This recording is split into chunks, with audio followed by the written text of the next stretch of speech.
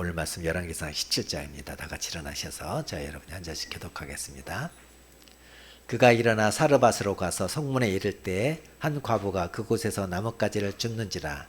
이에 불러 이르되 청하건대 글쎄 물을 조금 가져다가 내가 마시게 하라.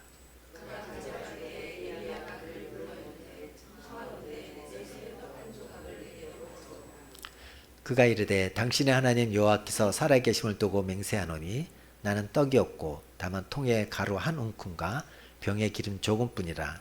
내가 나뭇가지 둘을 주어다가 나와 내 아들을 위하여 음식을 만들어 먹고 그 후에는 죽으리라.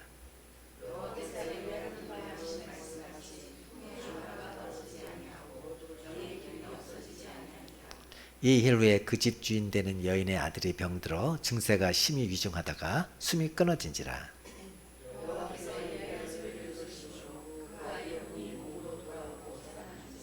엘리야가 그 아이를 안고 다락에서 방으로 내려가서 그의 어머니에게 주며 이르되 보라 내 아들이 살아났느니라.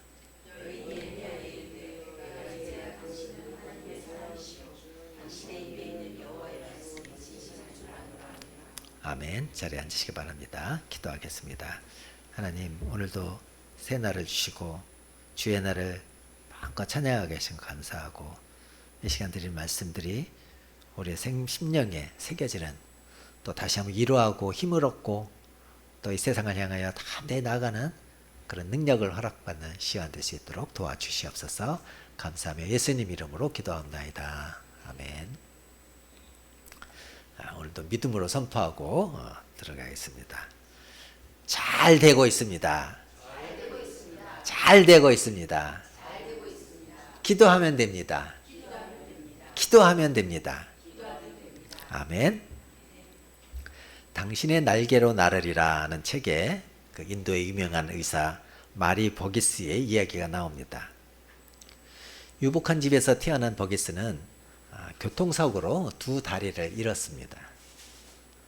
절망의 세월을 지내던 그녀는 의사가 되었고 또 나병 환자를 위해서 봉사하면서 많은 인도인에게 존경을 받았습니다. 그녀는 이런 말을 합니다. 저는 두 다리를 원했지만 하나님은 두 날개를 주셨습니다. 각 사람의 고통은 그 크기가 다릅니다. 그래서 하나님은 우리를 다 다르게 만드십니다. 하나님은 단지 내가 원하는 것을 주신 분이 아닙니다.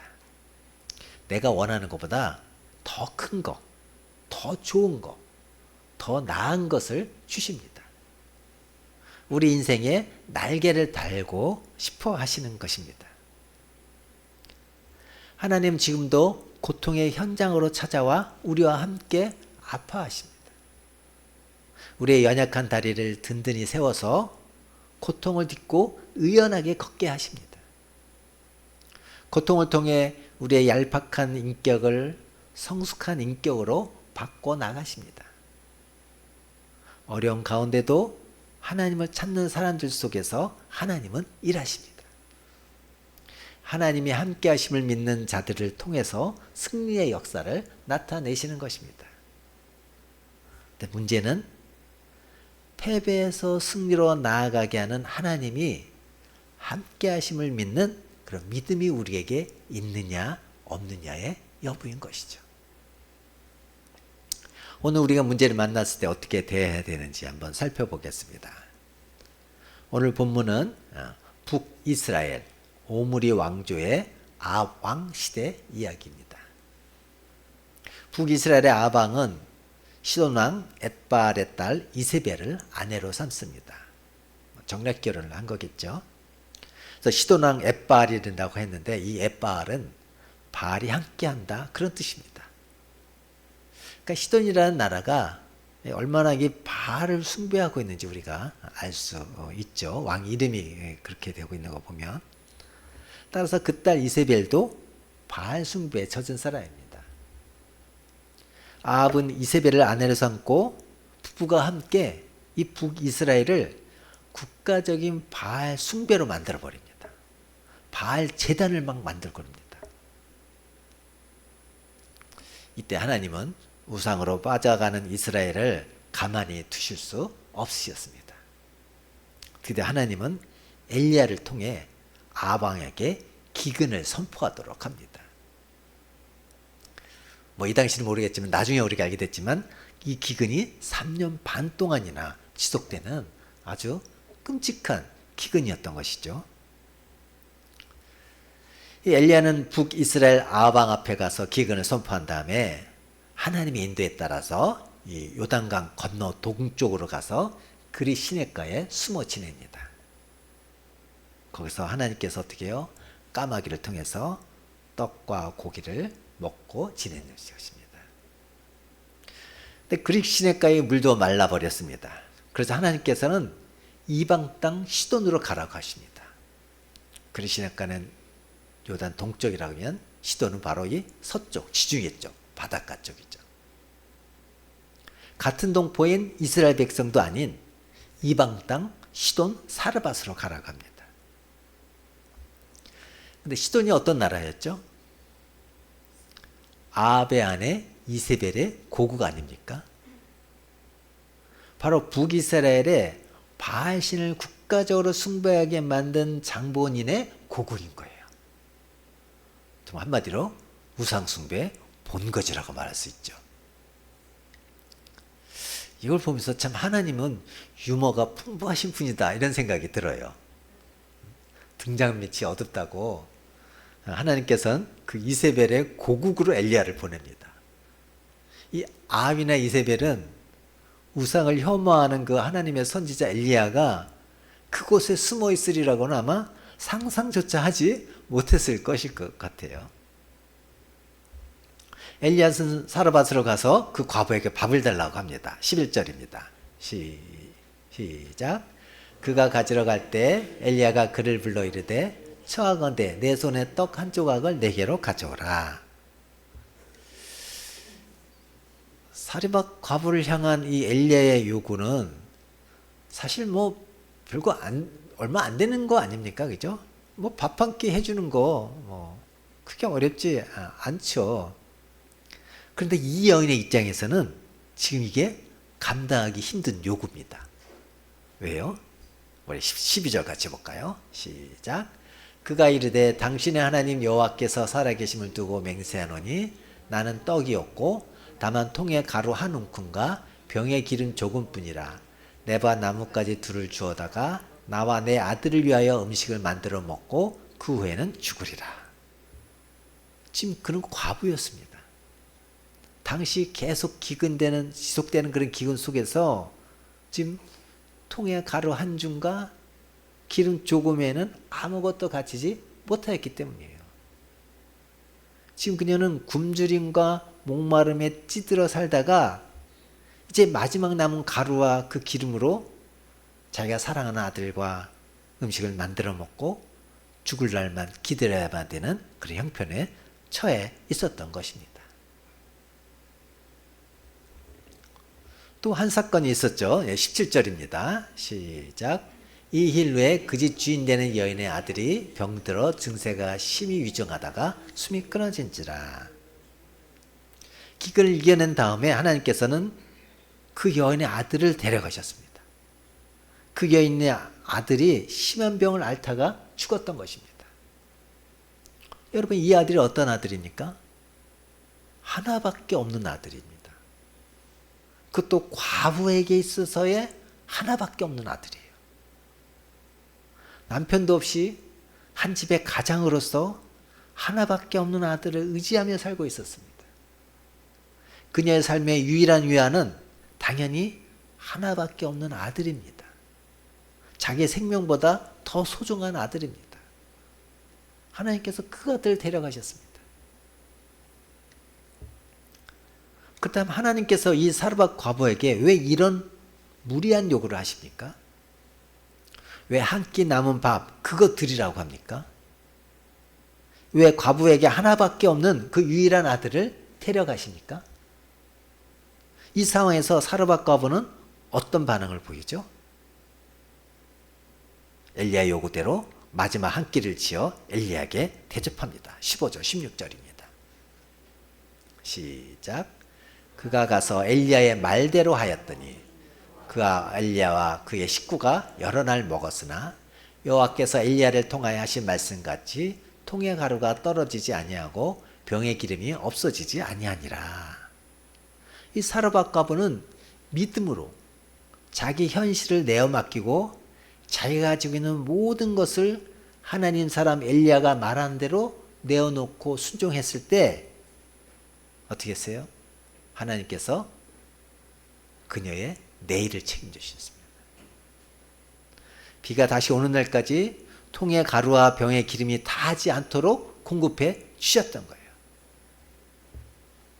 그러니까 하나님께서 이 사르밧 과부에게 마지막 한 끼 드리라고 요구한 이유는 사르밧 과부가 이 같은 순종을 한 다음에 그녀에게 더 큰 축복으로 채워주실 것을 주신다는 것을 가르쳐 주시기 위해서인 거예요. 그걸 통해서 그녀의 믿음을 더욱 견고히 세우기 위해서인 겁니다. 그녀의 아들이 심한 병을 앓다가 죽었습니다. 겉으로 볼 때 하나님의 사람을 대접함으로써 하나는 축복을 누렸던 가정에서 이 같은 불행이 일어났습니다. 그녀에게 가장 소중한 아들의 죽음 어떻게 이해하겠습니까? 우리 22, 23, 24절 같이 보겠습니다. 시작. 여호와께서 엘리야의 소리를 들으심으로 그 아이의 혼이 몸으로 돌아오고 살아난지라. 엘리야가 그 아이를 안고 다락에서 방으로 내려가서 그의 어머니에게 주며 이르되 보라 내 아들이 살아났느니라. 여인이 엘리야가 이르되 내가 이제야 당신은 하나님의 사람이시오 당신의 입에 있는 여호와의 말씀이 진실한 줄 아노라 하니라. 이 아들이 숨을 거둔데도 불구하고 엘리야가 어떻게 합니까? 그 아들을 위해서 기도합니다. 그래서 어떻게 됐어요? 죽었던 아들이 다시 살아났습니다. 여기에는 특별한 하나님의 뜻이 담겨져 있습니다. 아마 그녀는 기근 동안에 통의 가루와 병의 기름이 떨어지지 않는 것을 보면서 야, 하나님은 내 삶에 필요한 거 공급하실 수 있는 능력 있는 분이라 그렇게 이해는 했을지 모르겠지만 인간의 생사화복까지 주관하시는 분이라는 믿음은 아마 없었을 것입니다. 그래서 하나님께서 그녀의 아들을 잠시 취하여 가셨다가 다시 돌려주신 거죠.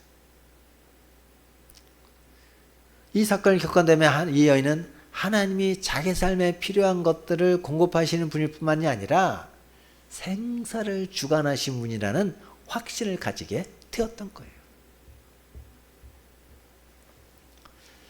하나님은 이와 동일한 목적으로 우리의 신앙을 업그레이드 시켜주기 위해서 우리가 가진 것 중에 가장 소중하게 생각하는 그거, 심지어 우리가 가진 모든 것이라도 요구하실 때가 있습니다. 아브라함에게 그의 독자 이삭을 번제로 바치라고 요구하시는 겁니다. 아브라함에게 이삭은 그가 가진 전부를 넘어서 자신보다 소중한 존재였습니다. 그러나 아브라함은 하나님의 명령에 주저하지 않고 하나님의 뜻에 순종하였습니다. 그럴 때 하나님께서 이삭을 보호해 주셨고 아브라함을 믿음의 조상으로 세우셨어요. 하나님께서는 사르밧 과부에게 요구하시듯이 아브라함에게 요구하시듯이 우리에게도 이 같은 요구를 하실 수 있습니다. 하나님 우리가 가진 모든 것, 우리가 우리의 목숨보다 소중하게 여기는 것을 요구하실 수도 있다는 말씀입니다. 여러분의 전 재산을 요구할 수도 있고 여러분의 자녀를 요구할 수도 있고 물론 아무에게나 아무 때나 요구하신 건 아닙니다. 그러나 이런 명령이 여러분의 삶에 떨어졌을 때 결코 주저하거나 거부하지 마시기 바랍니다. 왜요? 우리에게 그걸 요구하신 하나님은 그냥 요구만 하시는 분이 아니라 그 엄청난 요구 이면에 엄청난 또 축복을 또한 예비해 두고 계시는 그런 분이시기 때문인 거예요. 한 청년이 교회를 찾아와서 하염없이 눈물을 흘리고 있었습니다. 목사님이 다가와서 왜 그렇게 눈물을 흘리는가 물었습니다. 그 청년은 만화 원고를 들고 출판사 이곳저곳에 취직을 구했으나 모두 거절만 당해 이제 더 이상 아무런 희망도 갈 곳도 없습니다. 그렇게 대답했습니다. 그러자 목사님은 당신이 일자리를 찾을 때까지 많이 불편하겠지만 교회 창고에서 지내보세요. 그렇게 하였습니다.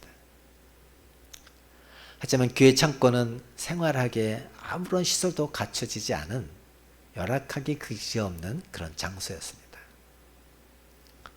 목사님 정말로 고맙습니다 하며 감사하는 청년에게 목사님은 사람은 당신을 버려도 주님은 절대로 당신을 버리지 아니하십니다. 변함없이 그런 믿음을 지키고 더욱 노력하면 반드시 당신의 소망이 이루어질 것입니다. 그렇게 격려해 주었습니다. 허름하고 열악한 창고는 청년에게 꿈을 그리는 안식처가 되었습니다. 청년은 목사님의 말씀대로 굳은 믿음을 가지고 항상 기도하면서 그림의 꿈을 열심히 키워나갔습니다. 그러던 어느 날 뚫어진 벽 사이를 통해 창고에 쥐가 드나들었습니다. 한동안 넋을 놓고 쥐를 바라보던 청년은 이런 상황 속에서 언제까지 더 견뎌야 되나 그런 생각으로 하염없이 쥐를 바라보다가 문득 그 쥐를 소재로 만화를 그려보겠다고 생각을 했습니다. 그런 열악한 환경 속에 생각지 않게 그려진 쥐 만화 그림이 바로 세계적으로 가장 사랑받는 미키 마우스가 되었습니다. 그 영화로도 제작되어 더욱 유명해졌습니다. 그 청년이 바로 세계적으로 가장 유명한 만화 영화가의 주인공인 월트 디즈니입니다. 만약 디즈니에게 그런 열악한 환경과 시련이 없었다면 그의 걸작들은 탄생하지 못하였을 것입니다. 잠언 16장 너의 행사를 여호와께 맡기라. 그리하면 내가 경영하는 모든 것이 이루어지리라. 많은 사람들이 하나님의 복을 구합니다. 형통을 구합니다.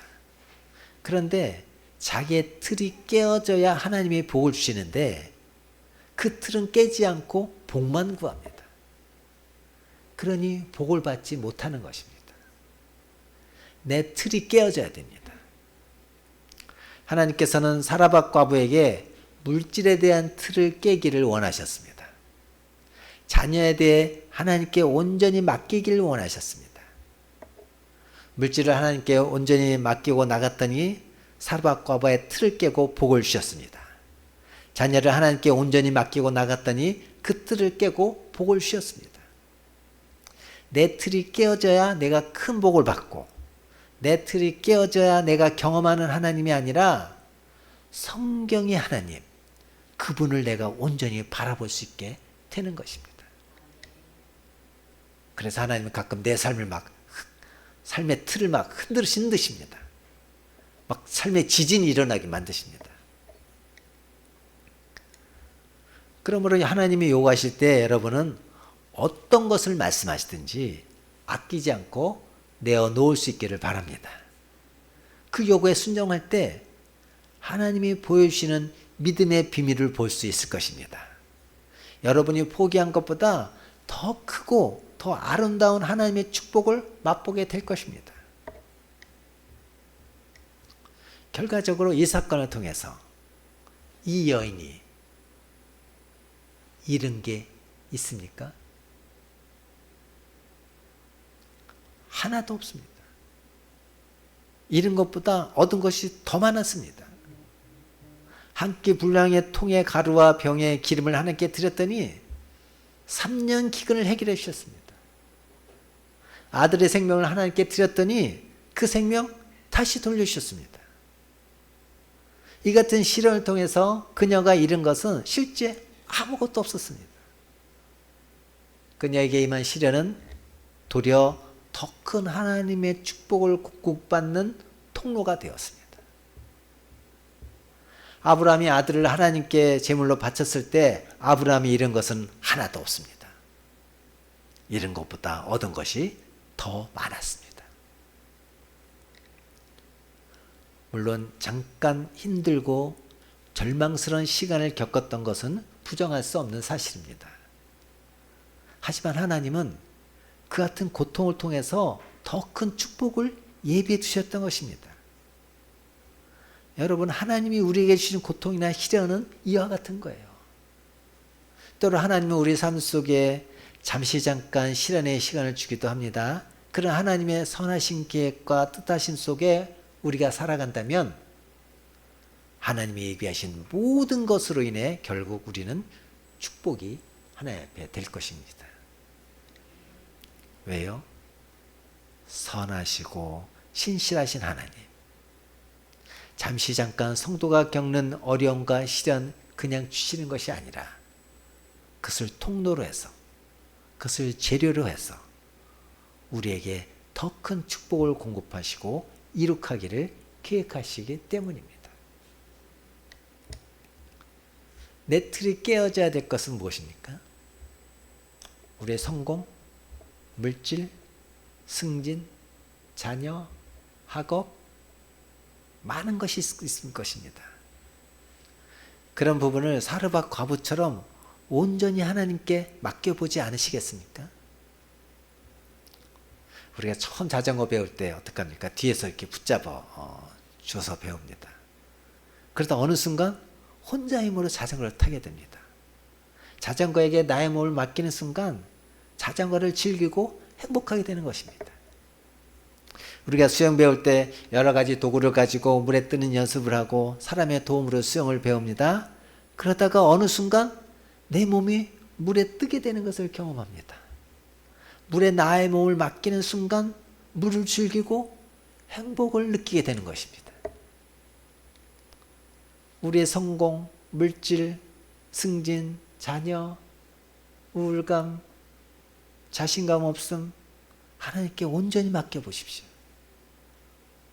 여러분이 헌신해서 여러분의 물질, 자녀 잃을 것은 하나도 없을 것입니다. 잃은 것보다 더 얻은 것이 더 많을 것입니다. 바알 숭배의 중심에서 하나님을 전혀 모르던 사르밧 여인도 하나님 명령에 순종했을 때 그녀의 생업을 책임져 주셨고 과부의 생명보다 더 귀한 아들의 생명을 책임져 주셨습니다. 사르밧 과부가 잃은 것은 실제 아무것도 없었습니다. 그녀에게 임한 시련은 도리어 더 큰 하나님의 축복을 공급받는 통로가 되었습니다. 아브라함이 아들을 하나님께 제물로 바쳤을 때 아브라함이 잃은 것은 하나도 없습니다. 잃은 것보다 얻은 것이 더 많았습니다. 여러분, 하나님 믿어서 손해본 적 있으십니까? 엄청 우리가 하나님께 드리고 헌신하고 다 드렸다고 생각하지만 잘 한번 생각해 보십시오. 주판으로 계산기를 한번 두드려 보십시오. 결코 손해보지 않으시는 하나님이란 그런 말 여러분 들어보셨죠? 하나님 결코 손해보지 않으십니다. 하나님의 부르시면은 결코 후회함이 없으십니다. 하나님 여러분 사랑하십니다. 여러분을 위해 자신의 목숨까지 내어주셨습니다. 여러분에게 구원을 주셨습니다. 영생을 주셨습니다. 이 세상 살아갈 때 함께 하시고 지키시고 보호하신다고 약속하셨습니다. 영생이라는 게 뭡니까? 단순히 뭐 죽어서 천국 가는 것 그것을 의미하는 게 아니잖아요. 이 세상에 살면서도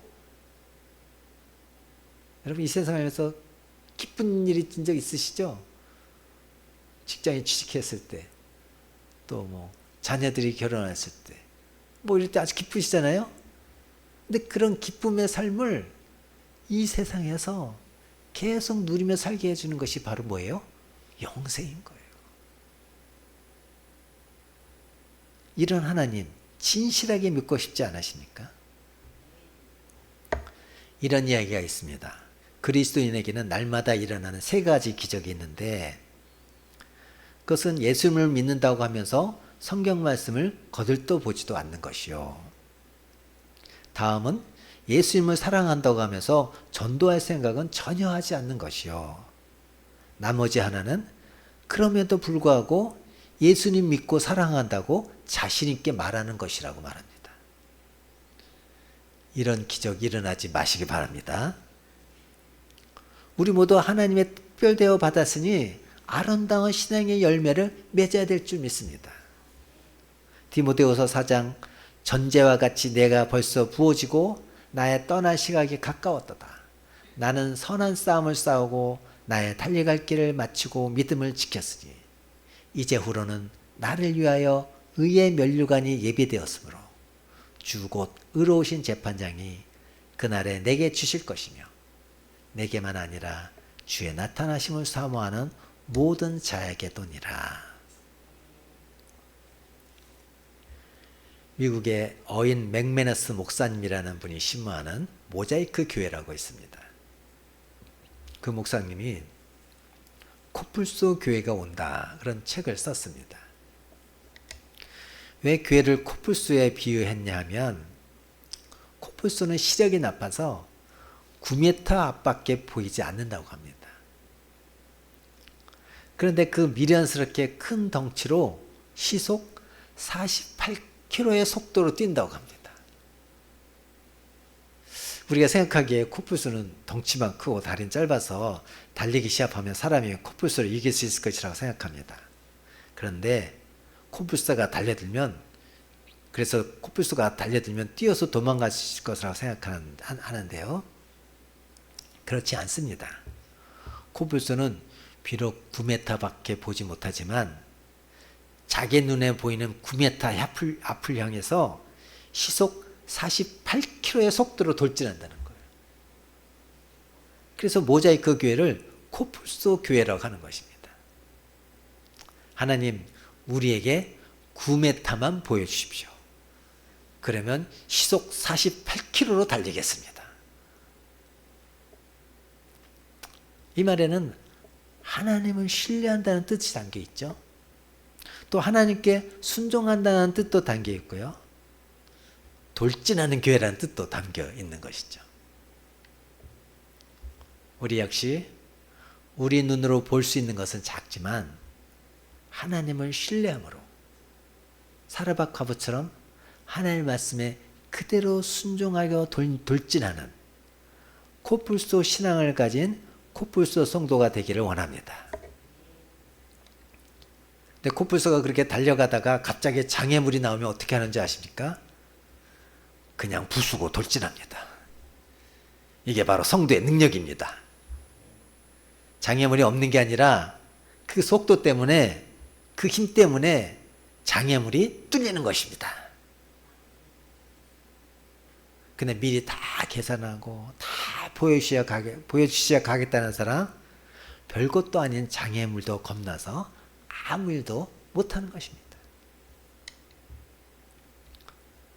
우리가 하나님의 자녀로 살아가면서 반드시 해야 될 게 있습니다. 잃은 자를 찾아 구원하는 것입니다.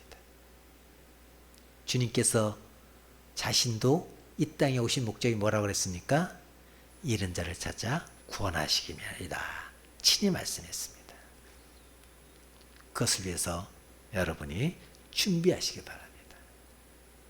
취직을 위해서도 준비를 해야 되지 않습니까? 치열한 경쟁을 뚫어야 들어가지 않습니까? 마찬가지죠. 우리도 전도하는데 필요한 훈련을 받고 그대로 살아가는 저와 여러분 되기를 바랍니다. 저희 교회에서 하반기 한 9월달쯤에는 한 달 동안 서울시청 신우회에서 시행하는 전도 훈련을 우리 교회에서 시행을 합니다. 우리 성도님들도 다 같이 참여해서 그 전도 훈련에 참여하고 코뿔소 같은 신앙 갖기를 간절히 바랍니다. 주신 말씀 기억하면서 찬양 302장 같이 한번 불러보겠습니다.